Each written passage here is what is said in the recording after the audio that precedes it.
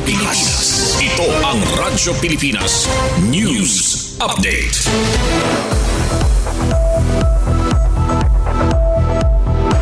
Oras sa bugos nga Pilipinas, 1:57 p.m. Mapingakulop sa aton nga tanan, adiyan aton mga balita sena nga pangurason.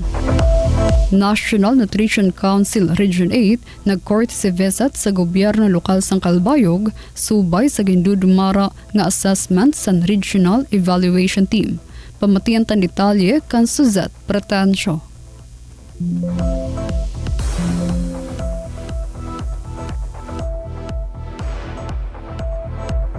Radyo Pilipinas Report. Ginbisita sa National Nutrition Council o NNC Region 8 ang syudad san Calbayog, agud pakusgun pa ang lokal nga pamunuan sa nutrisyon. Si Annalyn Crosa, R&D sa NNC Region 8, nag-courtesy visit kan Mayor Raymond Uy kakulop Hulyo 8, 2025 sa City Mayor's Office. Subay ang pagbisita sa ginbubuhat nga assessment sa Regional Nutrition Evaluation Team o RNET sa mga programa sa Calbayog City, ilarom sa monitoring and evaluation of local level plan implementation protocol. Ginpahayag ni Ms. Crosa nga padayon ang suporta sa NNC basi mapabaskog ang koordinasyon sa mga magkadurdilain nga ahensya para masiguro ang maupay nga resulta sa nutrisyon sa Eastern Visayas.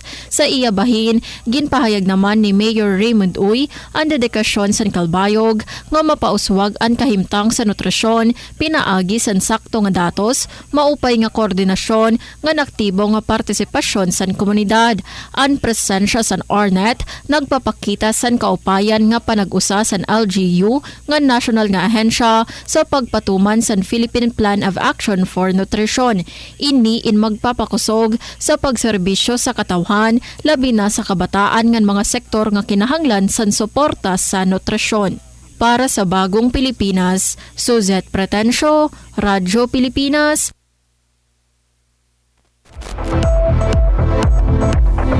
Nakatalaan ng LTO Outreach Caravan sa Bungto sang Gandara, kansilado. Pamatian tan detalye sa pagbalik ni Suzette Pretencio.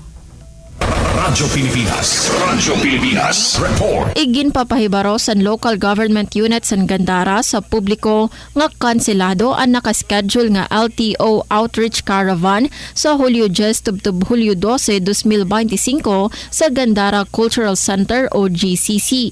Ini mahitungod san padayon nga paggamit sa lugar para sa practice nga may kalabutan sa nakatalaan nga selebrasyon sa Summer Day.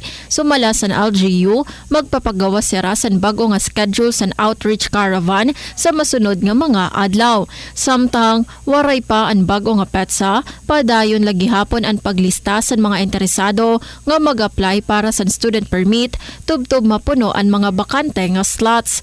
Para sa mga pakiana o dugang nga impormasyon, pwede ka mo makig-koordinar kan Mariel Arcos sa Office of the Municipal Mayor. Ginahangyo naman sa LGU ang pasensya ngan pag-intindi sa publiko tungod sa sini nga panhitabo. Para sa Bagong Pilipinas, Suzette Pretencio, Radyo Pilipinas, Radyo Publiko, Calbayog. Inang kabugusan sa aton mga balita sena nga pangurason. Padayon gihapon kamo nga mamati sa DYOG Radyo Pilipinas, Radyo Publiko, Calbayog para sa news updates. Masunod na ang programa, huwag trabaho, kaupod si Jamie Quinto. Ako si Charmaine Perito para sa Radyo Pilipinas, Radyo Publiko. Mula sa pinakamalawak na